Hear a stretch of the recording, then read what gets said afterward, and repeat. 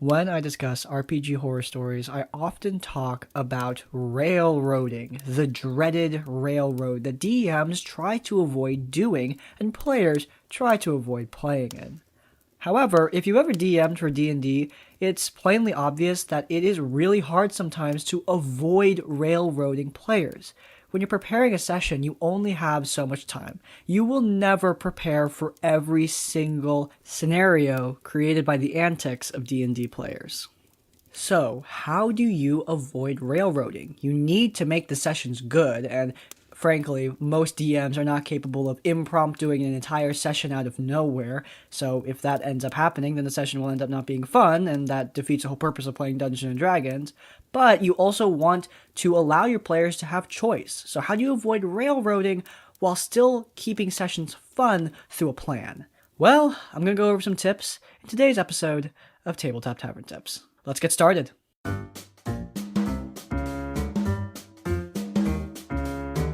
Okay, so let's address this first question. And I've had discussions about this in the past, and my answer has not changed. Is railroading bad? Yes it is. Dungeons and Dragons is a game that encourages choice. It is one of the most important aspects of the game. If you are not allowed to make choices in your D&D game, and your choices don't matter because the DM is railroading, there's not much of a point to playing D&D, at least in my opinion. The allure of the game is killed the second players are not allowed to make choices, or it's very obvious that their choices do not matter. DMs should make plans. That is something that is pretty much required. You need to plan out a session. I don't know many DMs that can just pull an entire session out of their butt and immediately have a great time. It's really hard to do that, meaning most DMs prep a session in advance. This is not railroading though. Ideally, the session that the DM has planned out has multiple scenarios that players can go through, multiple ways to solve a problem. I went over this during my Tabletop Tavern tips for DM mistakes and DM tips, but when you're taking notes for Dungeons & Dragons, make sure that you're asking yourself a lot of questions. What if the players do this? If the players do this, then this happens. It's all about cause and effect, consequences as the result of actions. This is not railroading. Players are allowed to make decisions in a game where the DM takes ideas about what the players are going to do and develops consequences for those choices. Now, of course, there are going to be times where the players are just going to be restricted. It happens, and I think that that is okay. DMs should establish boundaries on what players can reasonably do, especially at lower levels. Like, for example, at lower levels, players are not going to be very important in the political sense. They're not going to be very powerful. So lower level players getting into the royal district of the grand capital of a great empire, that's just not going to happen. And it's important that that boundary is set because it gives players a sense of progression. They still have a ways to go. I play a lot of video games because I love progressing.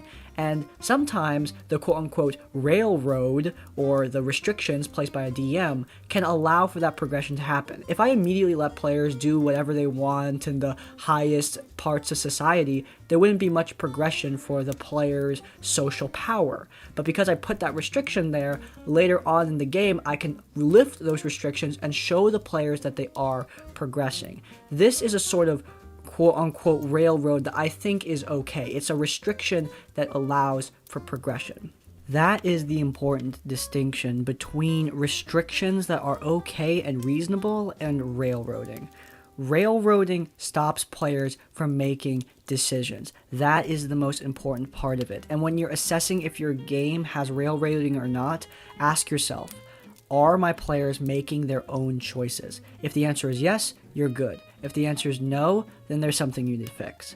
Players need to be allowed to make choices in their game. They need to be allowed to be creative with their spells, within reason, of course. They need to be allowed to take their own path, within, again, reason, but allowing for them to have that freedom of choice is really important for Dungeons and Dragons. The second choice disappears, you might as well not be playing Dungeons and Dragons anymore. Whenever there's a junction that can lead to a major campaign shifting choice, I usually have it near the end of a session. The reason I do this is because it lets me and gives me time to prepare the next session around that choice. Like, for example, there was a possibility where my fighter in my party could become a warlock, and that would drastically shift the campaign in many ways. And I had that choice be made at the end of a session.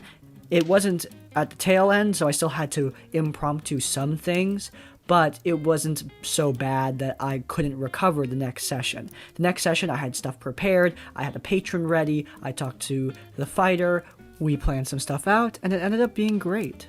It can be intimidating when a player makes a choice that completely changes the campaign.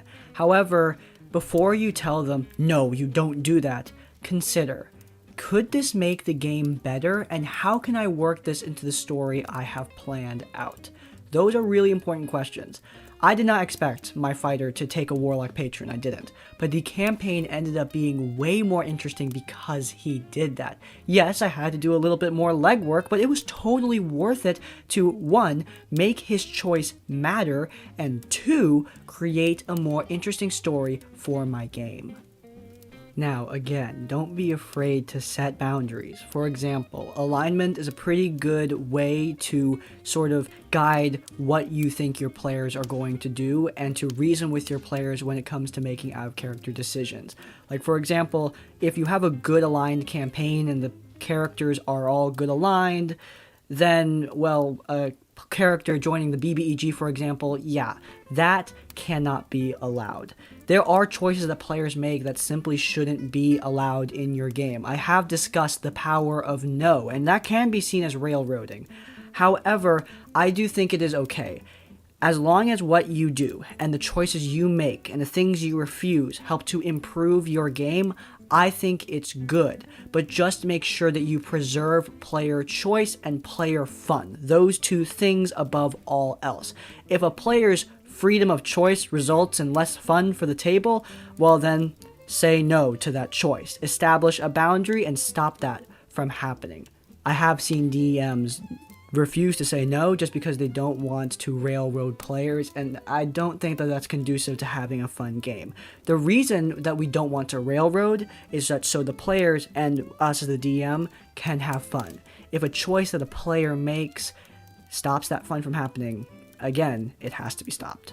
And yeah, in summary, preserve fun, allow for choice at your game, establish boundaries where they're appropriate, and try not to railroad. It's a shorter one today, but I think I covered almost all the information. I'm sure that you guys have your own tips, and if you do, leave them in the comments down below. If you enjoyed this episode of Tabletop Tavern Tips, then please do leave a like. If you want to see more episodes of this series, as well as my other content, then please do subscribe to Crispy's Tavern. Thank you so much for 1,000 subscribers, and until next time, farewell.